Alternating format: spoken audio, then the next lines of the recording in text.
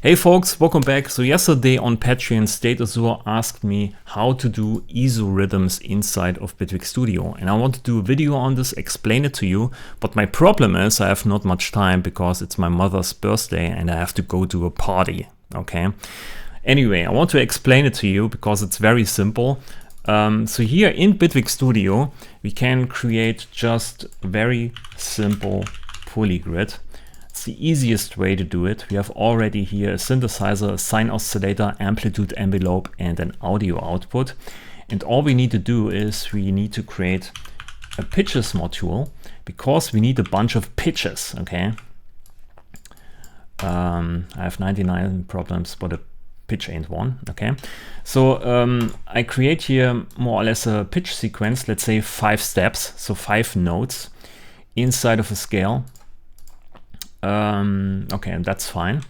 And you can see the sequence here is already running from one note to the other note because it uses here the phase input pre-chord of Bitwig Studio. So the playback of this whole sequence here is or lasts exactly 1 bar because the device phase is exactly 1 bar long. That's the reason. But we want to disable this here so it stops, and we want to drive this with our own phase signal, and we create this by using an trigger sequence here. So we have multiple triggers and we use here the pulse output. So we have some zeros in between here each step, and we have some kind of random rhythm here, and we want to drive this rhythm to advance inside of this pitches module, and you can do this by using a counter. So the counter outputs a phase signal. You can see this here, it's purple. And we want to connect these two, so the pitches module and the counter module. And the only thing you need to do here is we need to see the steps. The step count of the pitches module is 5. So we have 5 notes. So the counter also needs to have 5 steps. And every time the counter receives a gate or an event, a trigger, we advance this phase here. You can see this phase signal by 1 step. And then we advance inside of the pitches sequencer here by 1 step. So 1 note to the other. So we go from 1 note to the other every time we have a trigger down here. So that's the easy explanation. So now we can use here the playback. Or we trigger actually the amplitude envelope with this. Maybe we use a different envelope here. That's better. And maybe use a convolution reverb here. And a delay. Why not?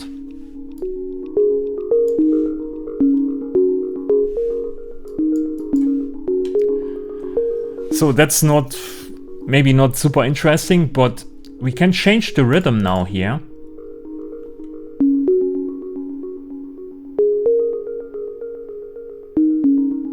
And with this, we advance in a different manner through the pitch sequence, right? We have 2 triggers here, and then each trigger is not the same note. It's just the next note, basically. And this makes it more interesting because we can combine this with different or multiple of these ideas here. So we can say just duplicate this whole thing, something like this, and use a different rhythm here.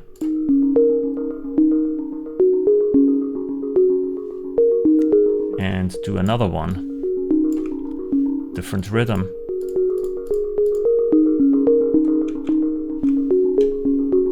Right, so the note sequence is more or less the same thing.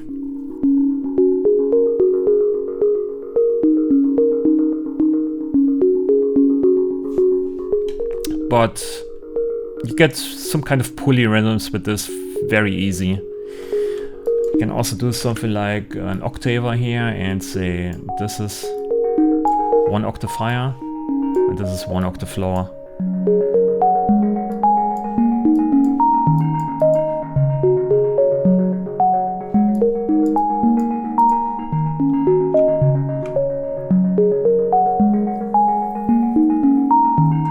Already sounds interesting.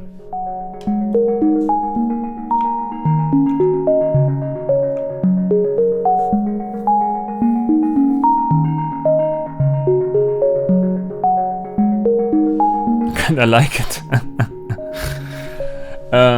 Anyway, so we can also do something different. We can say, instead of using here just one gates module, we can exchange this for triggers. So 8 triggers.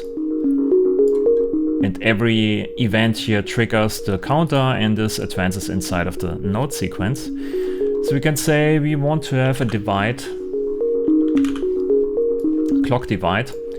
So now it triggers here, let's use this here, every second note, which is basically four notes per bar.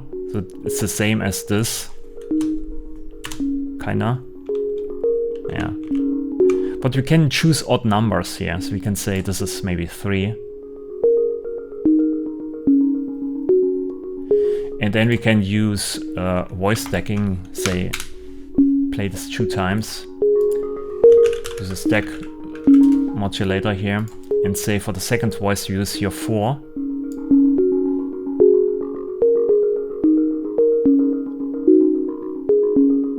Right, and then you have here 2 melodies with the same sequence, with the same pitch sequence, but it plays in different polyrhythmic ways.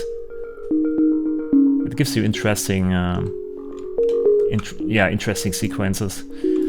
We can also use here a clock divide, a clock quantizer, and use a triggers module here. Connect these two, say 16 notes here, and then say for the second trigger thing here, we use also different rhythm.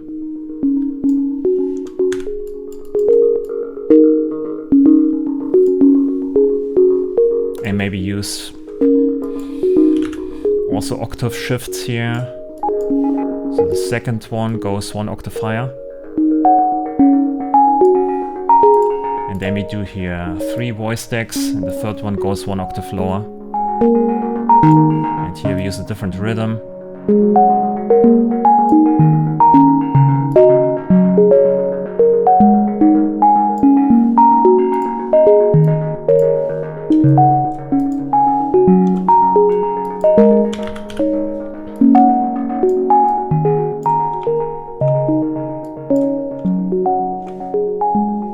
And of course you can change here the note sequence at any time, and yeah, it plays back in different ways. Maybe use 4 now. So this one goes 2 octaves lower.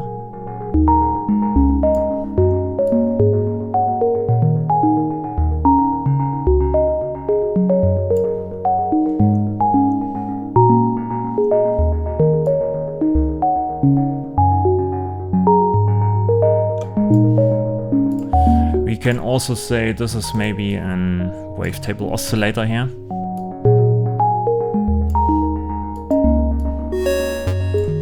Maybe use one of my random wavetables here. And maybe disable here the fundamental and use a sub oscillator. This goes into the pitch. And then use a blend.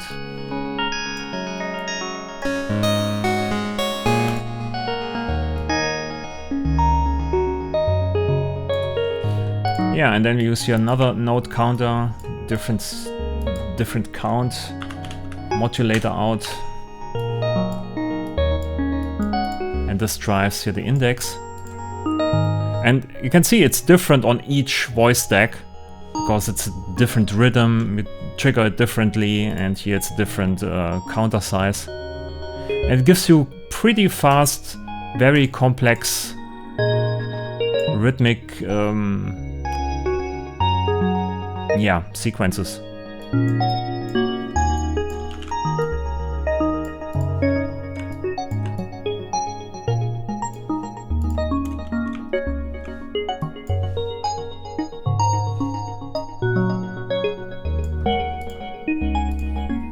So this is one idea.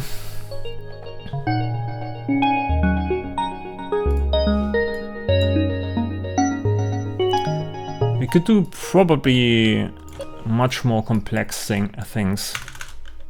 Let me try one more thing here. Let's go back to sine AD.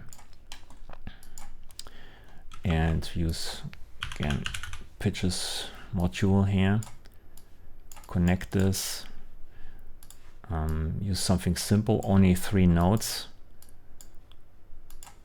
Something like this. This switches off. Use triggers here, 4 triggers and the counter. We have 3 notes, so we choose 3 here. Something like this. And then maybe use, what's the name? A switch or select. It's called select here in Bitwig. Select in, yeah. So we use here maybe a different, not a different counter, but maybe we use reverse here. So we reverse the sequence and the switch logic here. So when we want to switch from back to reverse, we do by using a latch. So the latch outputs either a 0 or 1, and we can change from 0 to 1 or from 1 to 0, but just by giving here a trigger into the middle input. So we can do this by using another counter maybe, or clock divider. Yeah, clock divider is better. So every second note we go, so one note is one input, next one is another input, and so on. So maybe we do longer here, let's say 6 or 9 or 10, something odd. So we play a lot, you know, forward, and then we play backwards after 10 triggers, and then we play 10 triggers backwards, and then the next 10 triggers forwards again. So you can create interesting also movements with this. Maybe make this a bit longer, yeah. Let's say 6 notes. Yeah, this could be cool. Okay, and then we output here triggers there.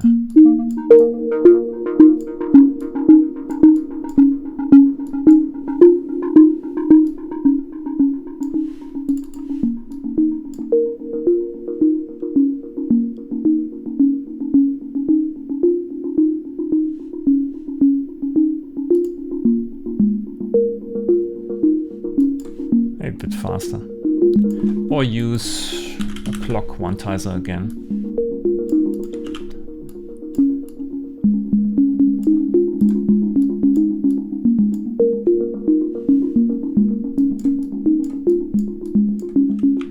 Right, so the same idea,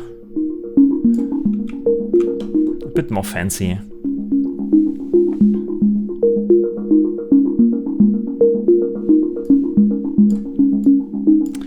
Maybe use another select here. Do the same idea, but here the clock divide is different. Let's say 7. And yeah, this is also a phase output here. And here we do mirror, maybe?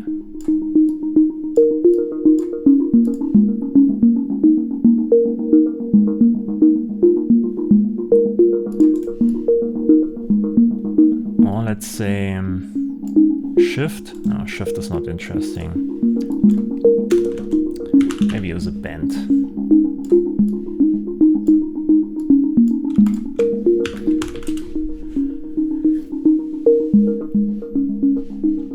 So you land on different notes in different points in time, but it's still the same pitch sequence. So you get more out of your notes in a way. Okay, again, let's use voice stacking here. Oh, we have 4 voices already. So let's go to 2. So the second note goes an octave lower.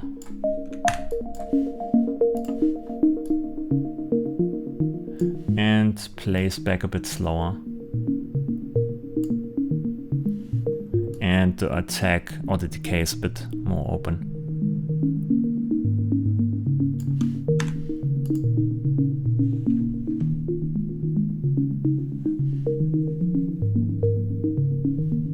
And maybe a bit louder. Let's use a third voice.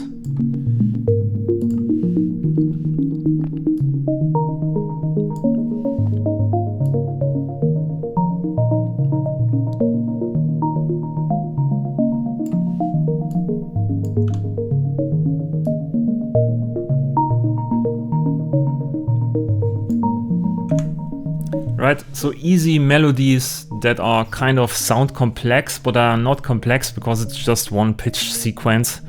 In my opinion, pretty dope to use.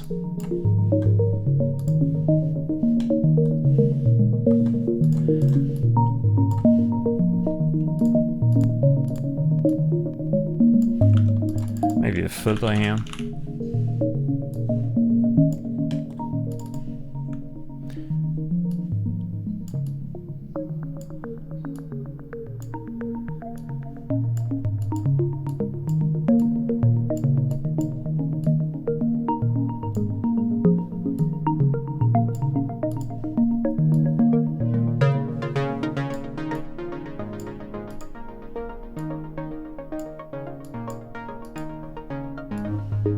Oh yeah, maybe I use the upper ones. I use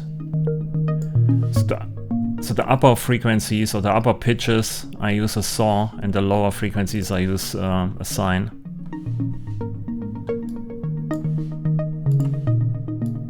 This is +1, and this is the bass here.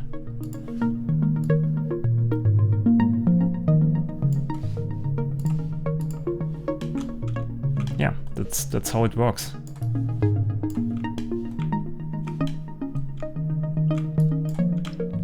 Let's say you like the melody, right? You like the melody and you want to record it. You can also do this. So I show this quickly here. So we have a note output, and we want to use here the pitches that go into this. So we use that. And also this is the gates output here. And we probably want to change here the MIDI output. I think we just have to use here this for node channel 2, and this is node channel 3. Maybe it could be not working, but we output now here notes or MIDI notes, and we can use here a second instrument track and just record everything. Polygrid output.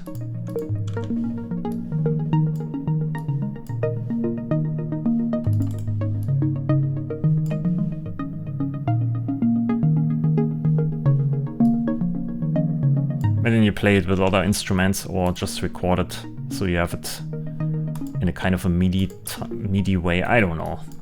So you can record it, that's the point. Because people always ask me this, if you can record it, you can record it. So yeah, that's how you create these isorhythms inside of Bitwig Studio, pretty easy. Like with everything in Bitwig, you can go in so many different directions, no boundaries. This is just a small kind of explanation for the concept and how you can evolve it, but there's so much more, okay? So that's the video on isorhythms for me. If you have questions, please let me know in the comments. Maybe ask me on Patreon, I have no idea. Leave a thumbs up, leave a subscription. Thanks for watching, and I see you in the next video. Bye.